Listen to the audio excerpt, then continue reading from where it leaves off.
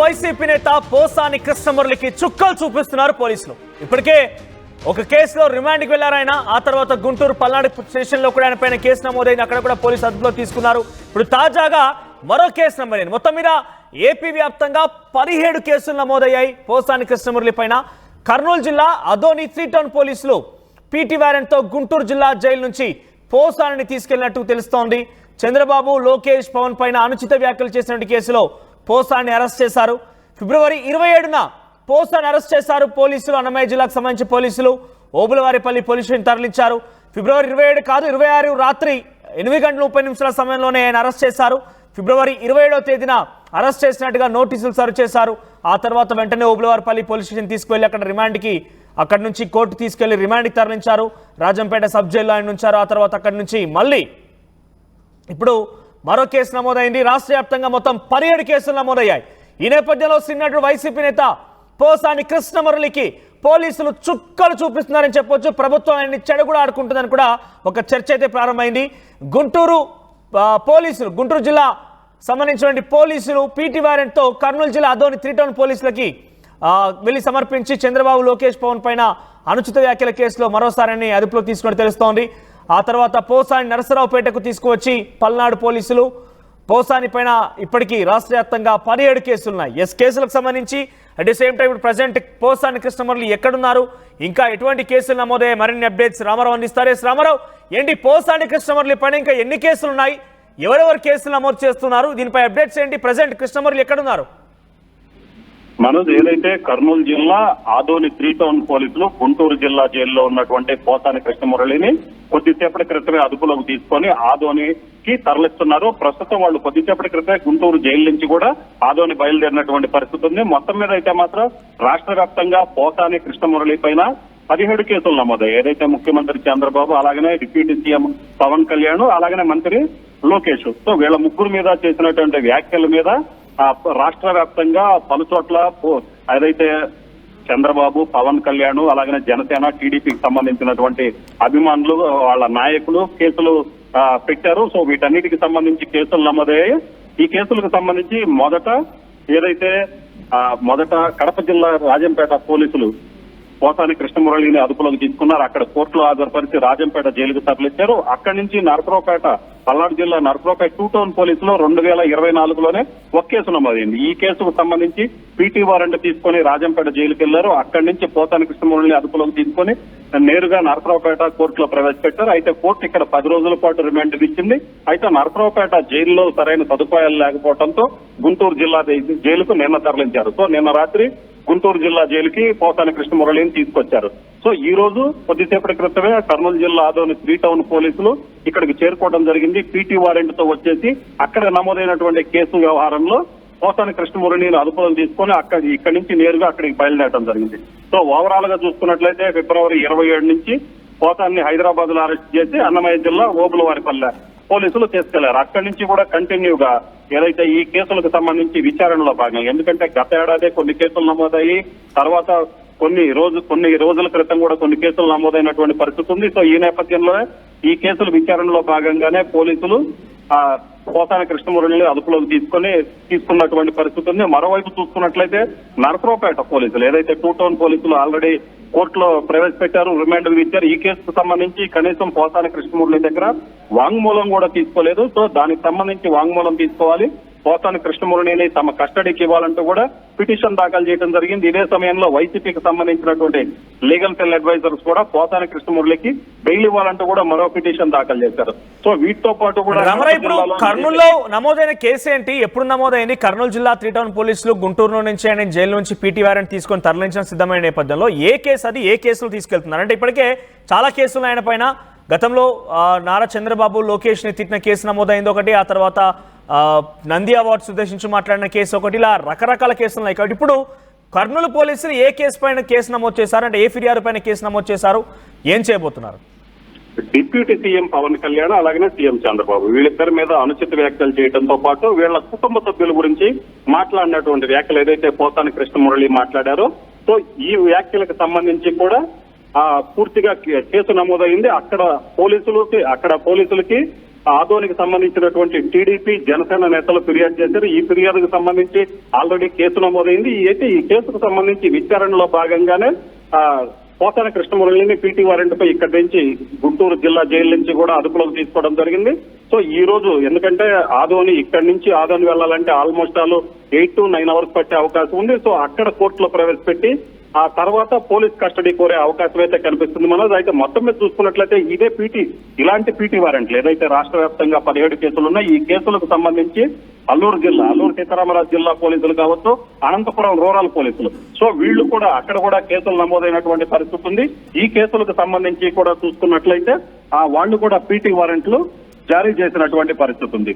So వీటన్నిటికీ సంబంధించి మొత్తం మీద అయితే ఎక్కడ కూడా ఎటువంటి కేసు విచారణలో జాప్యం జరగకుండా ఉండేందుకు కూడా పోలీసులు ప్రయత్నిస్తున్నారు. అలాగనే కర్నూలు జిల్లా ఆదోని పోలీసులకు సంబంధించి చూసుకున్నట్లయితే 192 సెక్షన్, 353(1)(c) అలాగనే 353(2) దీంతో పాటు బిఎన్ఎస్ యాక్ట్ కింద కేసులు నమోదు చేసినటువంటి పరిస్థితి ఉంది. అయితే వీటన్నిటికీ సంబంధించి కూడా పూర్తి స్థాయిలో విచారణ చేయాలని ఆదోని పోలీసులు పోసాని కృష్ణమురళిని గుంటూరు జిల్లా జైలు నుంచి కూడా అదుపులోకి తీసుకున్నటువంటి పరిస్థితి ఉంది. మనోజ్, రైట్ రామారావు. సో పోసాని కృష్ణమురళి పైన ఇప్పటికీ ఆంధ్రప్రదేశ్లో 17 కేసులు నమోదయ్యాయి. మొదట ఆయన్ని హైదరాబాద్లోని రాయదుర్గ్ దగ్గర ఆయన నివాసంలో 26వ తేదీన అదుపులో తీసుకున్నారు పోలీసులు. 27వ తేదీన ఆయనకి అదుపులో తీసుకున్నట్టుగా నోటీసులు సర్వ్ చేశారు. సో అక్కడి నుంచి ఓబులవారిపల్లి పోలీస్ స్టేషన్ తీసుకెళ్లారు. అక్కడ తర్వాత మెడికల్ టెస్టులు చేయించి కోర్టులో ప్రొడ్యూస్ చేశారు. కోర్టు ఆయనకి రిమాండ్ విధించింది. రాజంపేట సబ్ జైల్లో ఆయన ఉన్నారు. ఆ తర్వాత నుంచి మళ్ళీ మొన్న గుంటూరు జిల్లాకు సంబంధించి పల్నాడు జిల్లా నరసరావుపేటకు సంబంధించినటువంటి పోలీసులు మళ్ళీ అరెస్ట్ చేశారు, అదుపులోకి తీసుకున్నారు. ఆయన అక్కడ మళ్ళీ కోర్టులో ప్రొడ్యూస్ చేసిన తర్వాత అక్కడ ఒక రిమాండ్ విధించారు. ఆ తర్వాత నరసరావుపేట జైల్లో సదుపాయాలు కరెక్ట్గా లేవని గుంటూరు జైలు తరలించారు. తాజాగా గుంటూరు జైల్లో ఉన్నటువంటి పోసాని కృష్ణమురళిని కర్నూలు జిల్లాకు సంబంధించిన 3 టౌన్ పోలీసు అక్కడికి చేరుకొని ఆయన మళ్ళీ అదుపులో తీసుకునేందుకు పీటీ వారెంట్తో అక్కడికి వచ్చారు. పీటీ వారెంట్ ప్రొడ్యూస్ చేసి ఆయన అదుపులో తీసుకునే అవకాశం కనబడుతోంది. మరి తదుపరి పోసాని కృష్ణమురళి ఈ 17 కేసులు రకంగా గిర్రను తిరిగించే అవకాశం కనబడుతోంది. మరి ఒక రకంగా పోసాని కృష్ణమురళి మాట్లాడిన మాటలు చాలా మంది ఇబ్బంది గురిచేశాయి, చాలా మంది కూడా ఇబ్బంది పడ్డారు. వారందరూ వరుసగా కేసులు పెట్టుకుంటూ ఉన్న కొద్దీ ఈ రకంగానే పోలీసులు కేసులు నమోదు చేస్తున్నారు, ఆ రకంగా అరెస్ట్ చేస్తూనే ఉన్నారు. మరొక రకంగా పోసాని కృష్ణమురళికి పోలీసులు చుక్కలు చూపిస్తున్నారని చెప్పొచ్చు.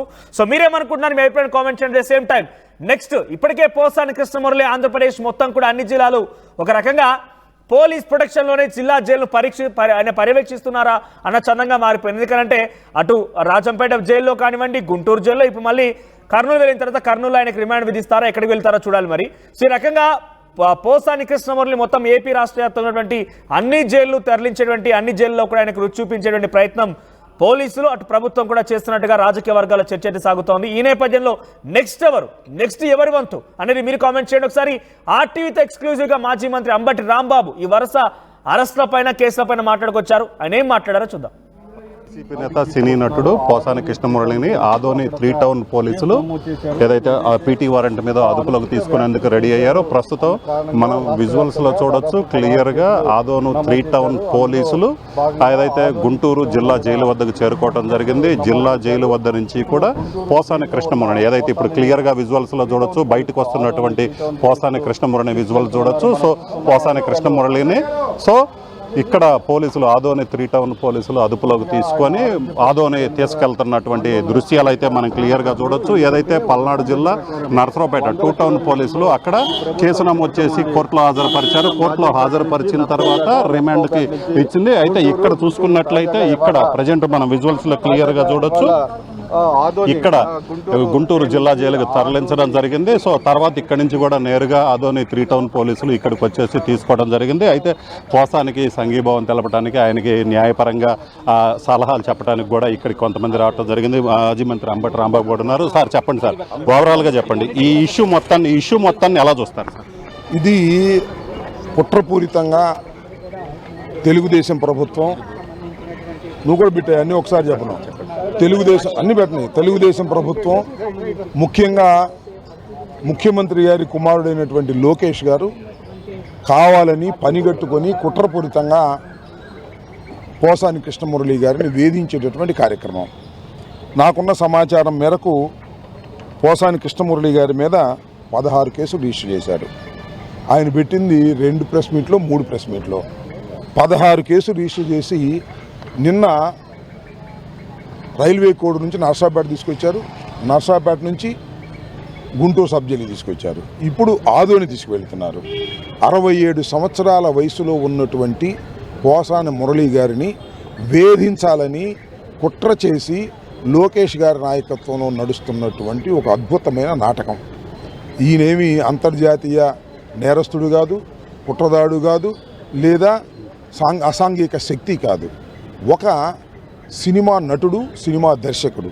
ఆయన మీద కక్షగట్టి ఈ విధంగా చేయటం దుర్మార్గం అని మీ అందరికీ మీ ద్వారా తెలియపరుస్తున్నాను. సో అయితే పోసాని కృష్ణమురళి వ్యాఖ్యలు ఏదైతే ఉన్నాయో ఆ వ్యాఖ్యల్ని వైసీపీ వాళ్ళు ఎలా సమర్థిస్తారో, ఆయనకి మద్దతు తెలపడానికి వచ్చారు, ఎలా సమర్థిస్తారని కూడా టీడీపీ నేతలు మాట్లాడుతున్నారు. నిజంగా ఆ వ్యాఖ్యలు సమర్థిస్తారా?